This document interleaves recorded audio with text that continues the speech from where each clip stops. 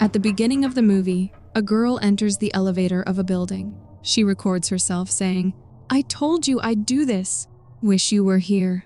She presses the button for the 4th floor. When she arrives, she doesn't step out. Instead, she presses the buttons for the 2nd floor, then the 6th, then the 2nd again. After that, she presses the 10th floor and looks visibly scared. When the elevator reaches the 10th floor, the lights begin to flicker. Nervously, she checks the instructions and presses the button for the 5th floor, where she is supposed to keep her eyes closed. As the elevator stops, door opens, her eyes shut. She mutters, "Don't look." A cold breeze brushes against her face, and she prays for the doors to close. Overcome with fear, she accidentally opens her eyes, only to see the doors shutting. Relieved that nothing happened, she presses the button for the 1st floor. Suddenly, the lights flicker again. The elevator jerks, and her phone slips from her hand. As she bends to grab her phone, her hand brushes against a pair of feet. Horrified, she spins around, but no one's there. Panicking, she frantically presses every button, then freezes as her recording shows a woman standing right behind her. The elevator halts at the 10th floor. The doors open to a building transformed, glowing in eerie red. A whisper behind her asks, "Where are you going?" Terrified, she turns and screams. The elevator then descends to the 1st floor, and when the doors open, it's completely empty.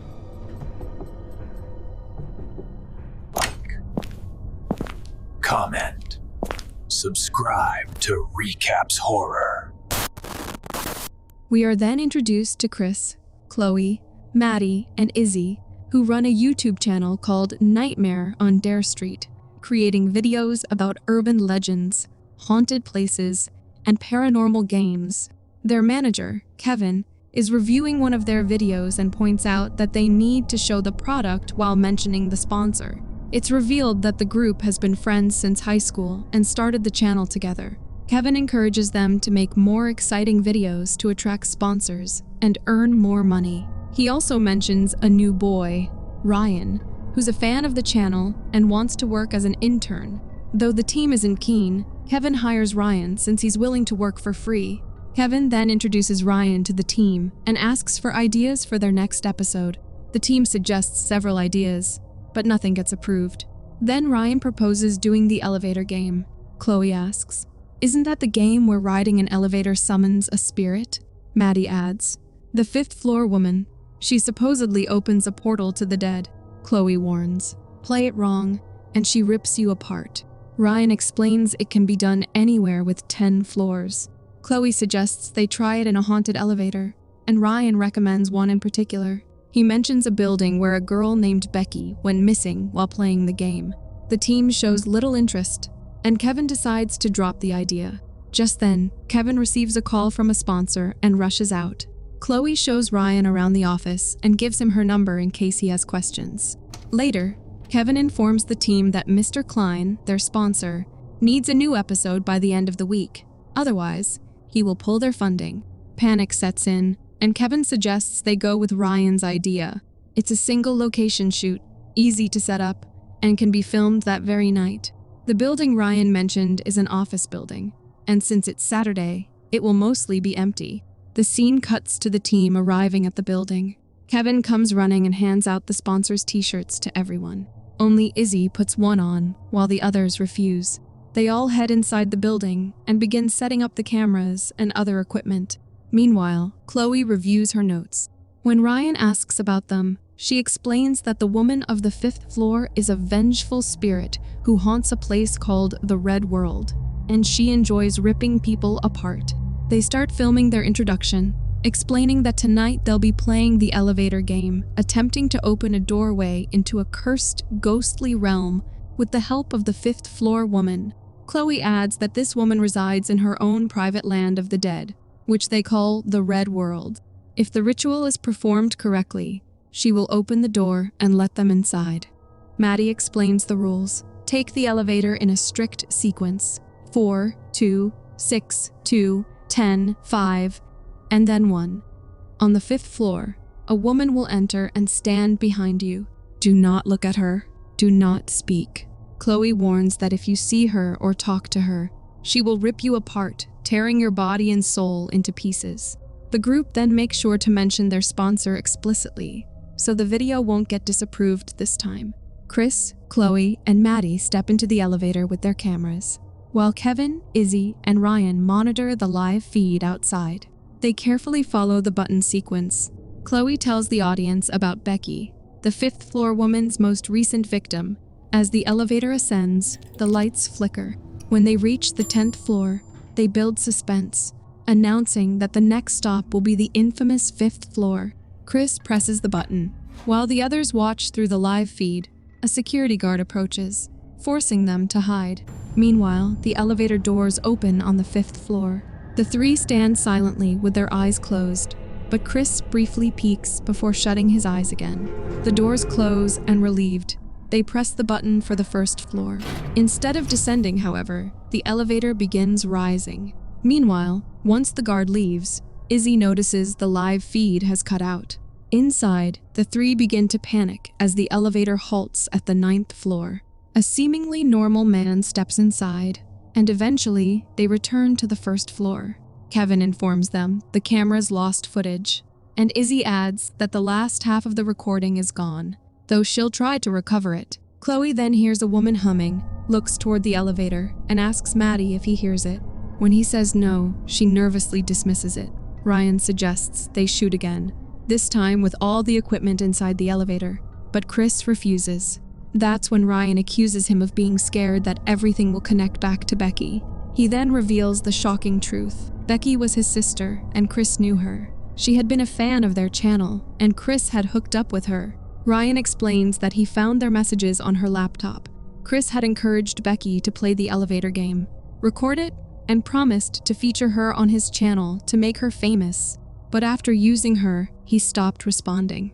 Desperate to impress him, Becky attempted the ritual alone. The group is stunned, disgusted by Chris's actions, and furious that he took advantage of a girl like that. Kevin warns that this could ruin their channel. Ryan insists he only wants their help to find Becky. Chris snaps, shouting at him, asking if he really believes she's trapped in the red world. Ryan lunges at Chris, but the others hold him back. Chris starts yelling at everyone, just as the security guard shows up and orders them all to leave the premises. Later, Chloe confronts Ryan for hiding the truth and using the group, but soon apologizes, expressing sympathy for his sister before walking away. Later that evening, Chloe receives a call from Chris, and she scolds him for his actions, but suddenly hears a woman humming, and the call disconnects on its own. Meanwhile, as Chris enters his building, the lights go out. He sees a figure and uses his phone flash to check, but suddenly his body stiffens, and he levitates, controlled by a ghostly woman. His knee breaks, his head twists, and he falls, then is dragged away. Then we see Ryan looking at his and his sister photo in his phone, and in desperation decides to play the elevator game alone. He enters the lift and presses 4. Cut to Izzy and Kevin in the office. Izzy realizes the main camera with all the footage is still inside the elevator, and they decide to retrieve it. Meanwhile, Chloe researches Becky. The scene cuts to Ryan reaching the 5th floor with his eyes closed. The door opens, and a shadow moves toward him. The door closes, and he presses 1, but the elevator ascends to the 10th floor instead. Stepping out, he finds himself in the red world, a twisted version of reality, bathed in red light, with a giant red X in the sky. In the distance, a woman stands with her back to him. Thinking it's Becky, he approaches, but she bends backward unnaturally and starts moving toward him. She twists her body and quickly runs after Ryan. Terrified, Ryan dashes away and hides inside a building. Meanwhile, Kevin and Izzy return to the building to retrieve the camera. While Kevin grabs it, Izzy playfully starts the elevator game, and Kevin doesn't take it seriously. During the game, Kevin shares he's so dedicated to video production that he even used his study money, and his father kicked him out, leaving him to live at the office. Izzy offers him a place to stay until things improve. As they reach the 5th floor, they fail to close their eyes, looking around. Suddenly, the lights turn red. The ghost violently kills Kevin by thrusting her hand into his throat, then brutally murders Izzy. Meanwhile, in the other realm, the elevator returns to the 1st floor. Ryan rushes in, desperately trying to close the door. He sees the woman outside the window and braces as she lunges, but the elevator door closes just in time. Inside, he discovers the camera Kevin and Izzy had gone to retrieve and watches the horrifying footage of their deaths. The scene cuts to Chloe, listening to music while reading about other elevator game cases and reports of missing people. Suddenly, a faint red light seeps into her room from behind a closed door, an ominous sign that the woman is near. A shadow of a hand stretches across the floor, reaching toward her. Just then, Ryan calls. Chloe snaps out of it, turning to find everything normal. He insists on meeting her, and though reluctant, she agrees to come to the office. After the call, she tries phoning Izzy and Kevin, but neither of their numbers connect. Meanwhile, Maddie waits at a bus stop when he notices something strange. The woman crouched above the shelter. Terrified, he bolts, muttering that they've opened the door, and now she's after them. He calls Chloe, urging her to meet at the office. She replies, she's already there. Remembering that salt can repel spirits, he rushes into a restaurant, frantically collecting all the salt there. In a mirror, he sees the woman grabbing at him, panics, and flees, grabbing a few candles on the way out. At the office, Ryan tells Chloe the game worked. He went into the red world to search for Becky. He admits he played it alone and insists the fifth-floor woman is real. He shows her the footage of Kevin and Izzy's deaths. Horrified, Chloe says they must go to the police. Ryan argues the police can't help. They already gave up on Becky, just like his parents did. But he refuses to. He begs for Chloe's help. She tells him what Chris did to Becky was unforgivable, but right now she cares about her friends and is determined to report it. When they step into the office, they find a salt circle with candles burning inside. Maddie suddenly appears, and Chloe hits him by mistake, then quickly apologizes and asks what's going on. Maddie explains they broke a rule while playing the game. Chloe argues the ritual was ruined by the man on the 9th floor. But Maddie points out Chris pressed the first floor button, and yet they still went up. That means the door actually opened. Chloe asks if that means they're cursed. Maddie insists they need to find a way to close the door. Chloe says something bad has happened to Izzy and Kevin, but she can't believe it was really the woman. Furious, Ryan demands if she found anything else in her research. Reluctantly, Chloe reveals she traced the game back to a decades-old news story. During a sorority pledge weekend, a girl named Ally was locked in an office building's elevator shaft as a prank. The others promised to return in an hour, but instead got drunk at the sorority house and forgot about her. Ally spent the entire weekend trapped, slowly losing her mind. On Monday, when workers arrived, she was still inside. She was crushed by the elevator, her spine shattered, but that wasn't what killed her. According to the coroner, she became tangled in the gears and was slowly, gruesomely torn apart. Her remains weren't found for several days. Maddie, shaken, asks, "You know all this, and you still don't believe her ghost is real?" Chloe snaps back, shouting that these are just stories, legends people tell, because they're afraid of the finality of their own death. Ryan says, "Let's just assume this is real. What do we do about it?" Maddie replies that he has been searching online but hasn't found anything on how to close the door. Chloe warns them that if nothing is resolved in 5 minutes, she will call the police. Maddie asks for more time to check other sources and begins humming a song. Curious, Chloe asks, "What song is that?" He casually responds that he doesn't know. It's something he heard somewhere. Ryan says he has heard it too. When he was there, the woman was humming it. Chloe suddenly remembers. It's the elevator song, a nursery rhyme her mother used to sing. She begins singing, the elevator goes up, comes back down, and then the doors open. The doors close, let's all ride again. Maddie concludes, the doors close, and then we ride again. We didn't finish the game.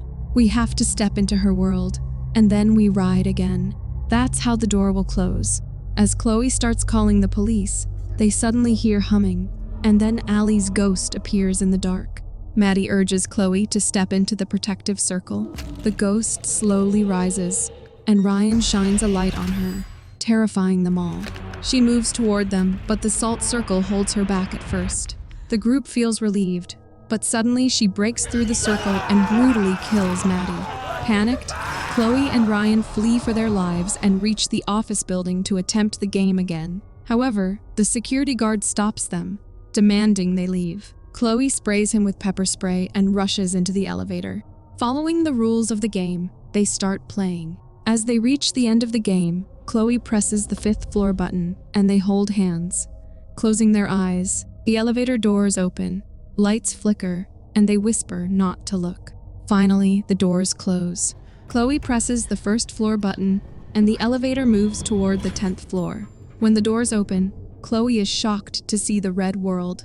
She tells Ryan to come back, but he is distracted, seeing Becky outside the window.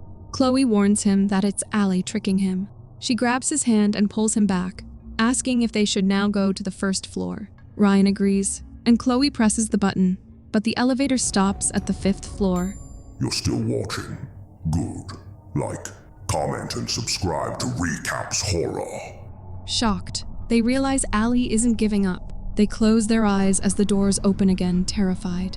The doors close, and the elevator finally moves toward the 1st floor. Chloe hears a whisper. "Where are you going?"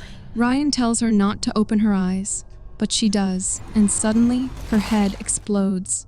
Ryan opens his eyes and hears Becky pleading not to leave him alone, and the ghost appears behind him. When the elevator reaches the 1st floor, the doors open to the red world, with Becky standing in front, and the scene cuts to black. In the ending scene, years later, another girl enters the same elevator, streaming live on her social media while attempting the elevator game. She mentions Chloe and her friends, who played the game but never returned, their bodies never found by the police. She wonders if the 5th floor woman took them. As she presses the button, Allie's ghostly hand appears again, ready to claim her as the next victim, and the movie ends. Thanks for watching. If you enjoyed the chills, hit that like button, subscribe, and turn on notifications so you never miss a scare. Until next time, stay spooky.